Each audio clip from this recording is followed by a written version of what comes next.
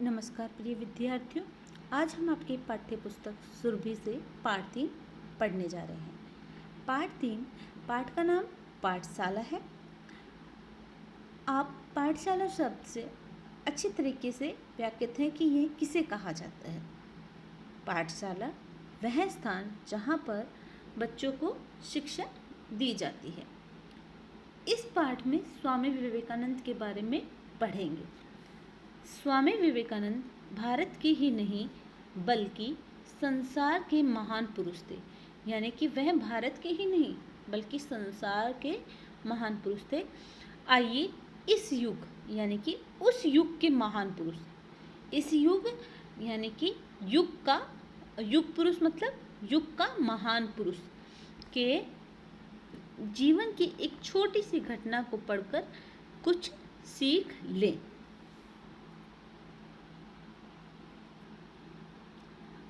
आज सभी बच्चे चुप हैं।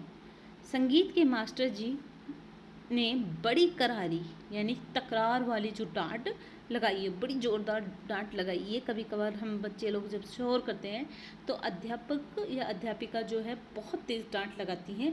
तो वही हुआ है, संगीत के मास्टर जी ने बच्चों को क्या है बहुत तेज़ डांट लगाई है। भूगोल के अध्यापक वेणुगोपाल जी आते ही कुछ हलचल शुरू हो गई।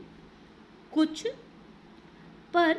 ही पलों में फिर चुप्पी छा गई। यानी कि अध्यापक के आते ही कुछ हलचल शुरू हुई, परंतु कुछ ही पलों में क्या हो गया, चुप्पी छा गई। धीरे धीरे से लड़कों में फुसफुसाहट प्रारंभ हो गई। प्रारंभ मतलब बच्चे शुरुआत।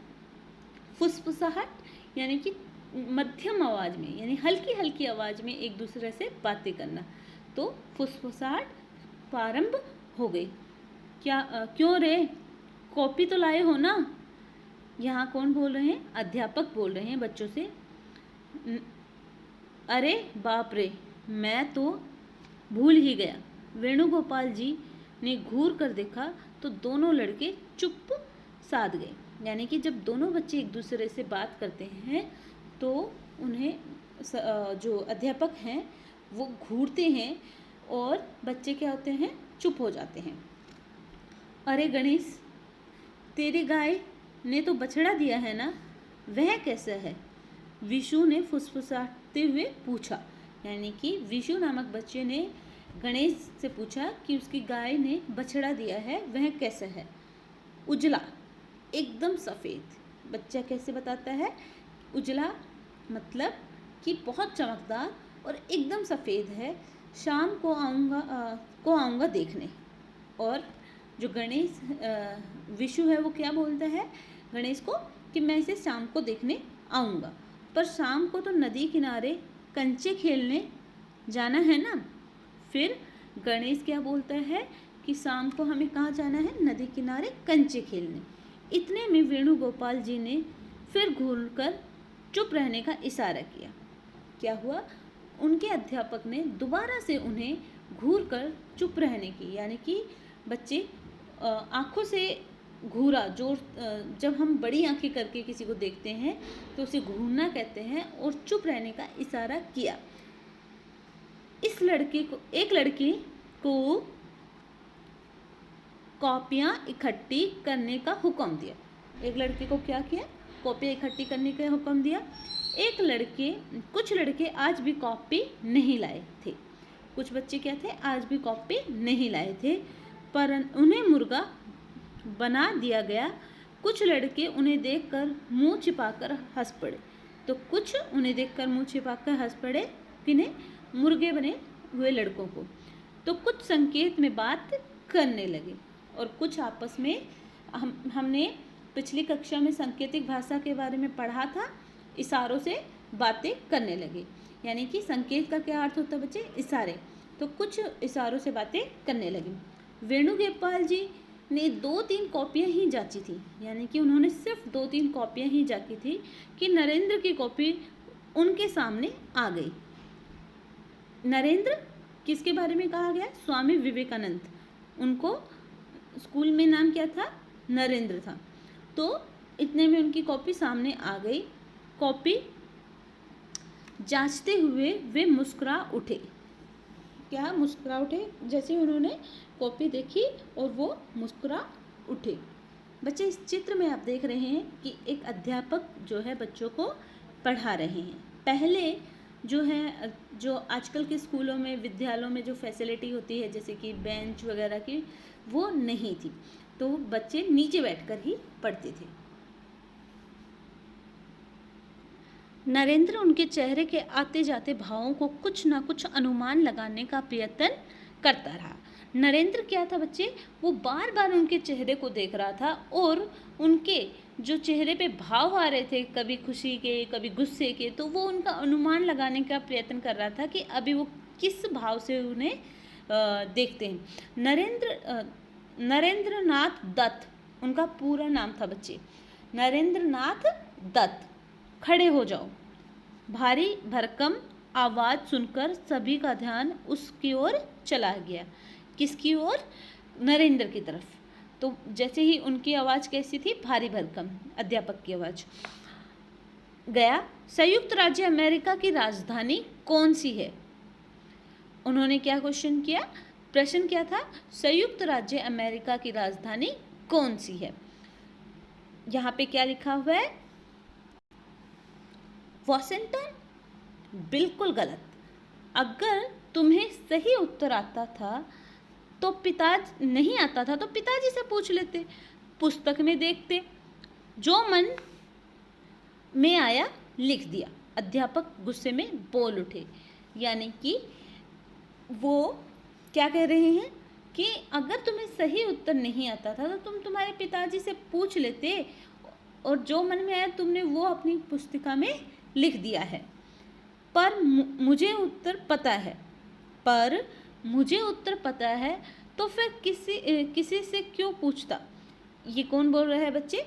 ये नरेंद्र बोल रहा है। नरेंद्र ने आराम से उत्तर दिया। वेणुगोपाल जी उग्र स्वभाव वाले अध्यापक थे। उग्र का अर्थ क्या होता है बच्चे? उग्र का अर्थ होता है तेज। ठीक है, तो वो कैसे थे? उग्र, यानी कि तेज स्वभाव वाले अध्यापक थे। पलटकर उन्हें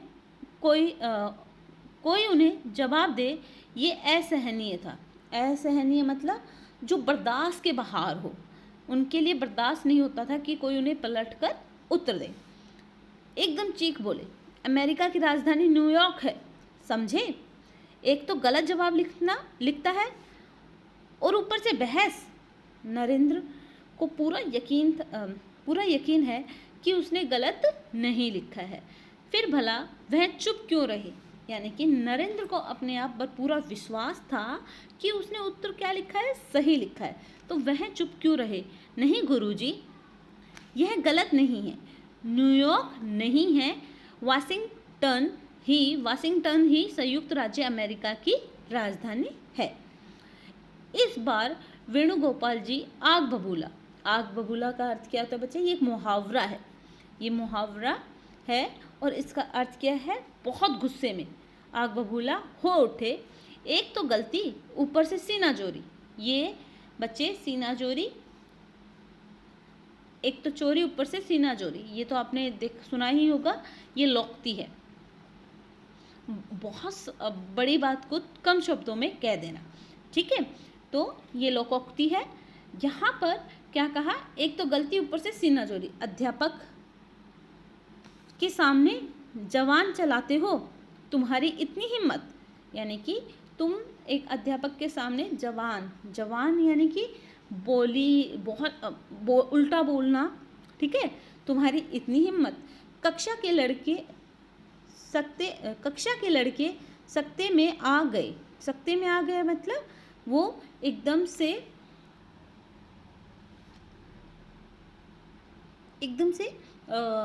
मतलब डर से गए।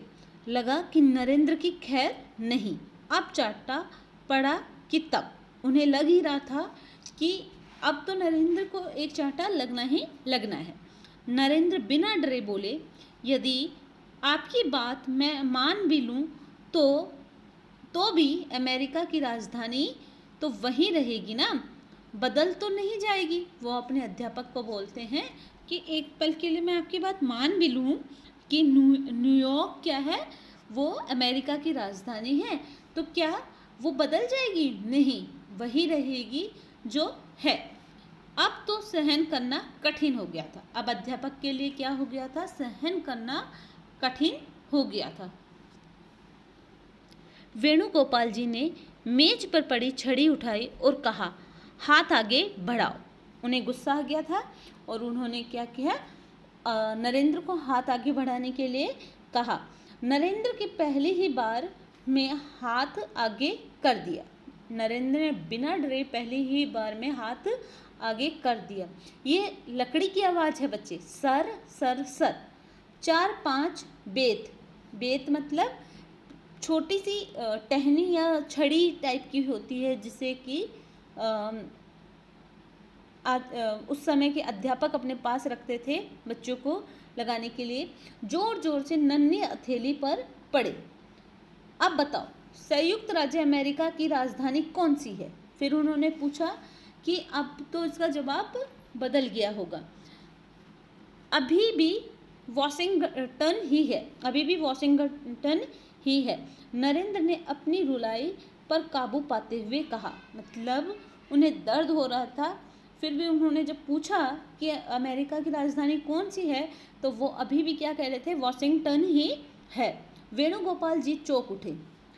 आज तक ऐसा कभी नहीं हुआ कि इतने वर्षों में न जाने कितने शरारती व बदतमीज। बदतमीज का क्या अर्थ होता है बच्चे? असिस्ट यानी कि गवार। गवार लड़कों की अक्ल, अक्ल मतलब दिमाग ठिकाने लगाए हैं। अक्ल ठिकाना यानी कि मुहावरा है बच्चे, ठीक है।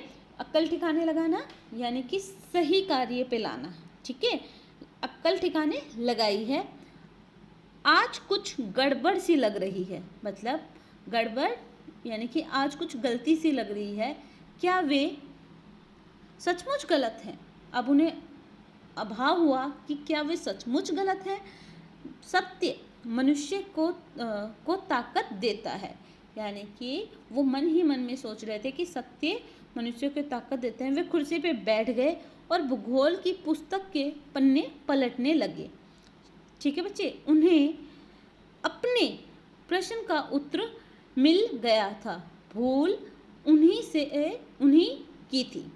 मतलब जो नरेंद्र थे वह सही जवाब दे रहे थे और अध्यापक गलत जवाब पढ़ रहे थे। उन्हें नज़र उठाकर नरेंद्र को देखा और मुस्कुरा उठे। नरेंद्र, मुझे प्रसन्नता, मतलब मुझे खुशी है कि तुम सत्य पे टिके रहे। यानी कि जो सही था उस पे टिके, यानी कि रुके रहे। तुम्हारी इसी दृढ़ता यानी कि तुम्हारे इसी साहस के कारण मेरी भूल में सुधार हुआ है। मुझसे जो गलती हो रही थी उसमें सही कर पाया हूँ। यही सत्य है, तुम्हारी सबसे बड़ी ताकत बनेगा।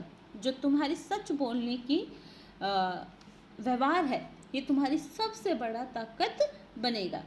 ना तो वेणुगोपाल जी के मन में कोई अपराध भाव रहा।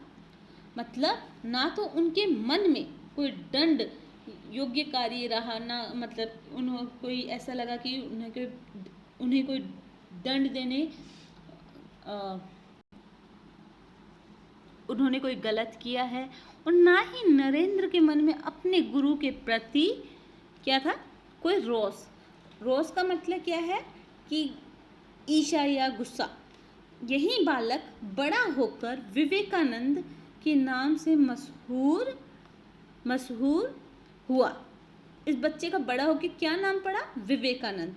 सत्य और अटल विश्वास के तर्क शक्ति, यानी कि अटल बच्चे जो स्थिर विश्वास है कि ये मैं कर सकता हूँ, वो सच के रास्ते पे चलते थे। साथ में अटल विश्वास और तर्क शक्ति, यानी कि दूसरों से सही बात पे, सत्य की बात पर अपने तर्क रखने की शक्ति के बल पर ही उन्होंने विश्व में नाम कमाया, ठीक है बच्चे। स्वामी विवेकानंद का जन्म 12 जनवरी 1863 में हुआ था। ठीक है, अपने गुरु रामकृष्ण परमहंस से प्रेरित होकर, उनके गुरु का नाम क्या था बच्चे? रामकृष्ण परमहंस से प्रेरित होकर उन्होंने वेदों का प्रचार किया। भारत के जो वेद हैं उनका प्रचार किया। भारत में ही नहीं, विदेशों में भी जाकर विवेकानंद जी ने धर्म के सच्चे स्वरूप का प्रचार व प्रसार किया। यानी कि सिर्फ भारत में ही नहीं, विदेशों में भी जाकर उसके बारे में लोगों को बताया और उस हिंदू धर्म के वेदों के बारे में बताया और उनको इसकी तरफ प्रेरित किया। भारत के प्रति उनके मन में अपार श्रद्धा व भक्ति का भाव था। यानी कि वो एक सच्चे भक्त थे। भारत के प्रति हमेशा उनके मन में अपार श्रद्धा यानी कि प्रेम और भक्ति भाव। जैसे एक इंसान एक भगवान को पूजता है तो वह उसका भक्त बन जाता है, वैसे ही वह भारत को अपना देवता मानते थे और उसकी पूजा करते थे भारत देश को। यहाँ पे आपका ये है पाठ समाप्त होता है। धन्यवाद।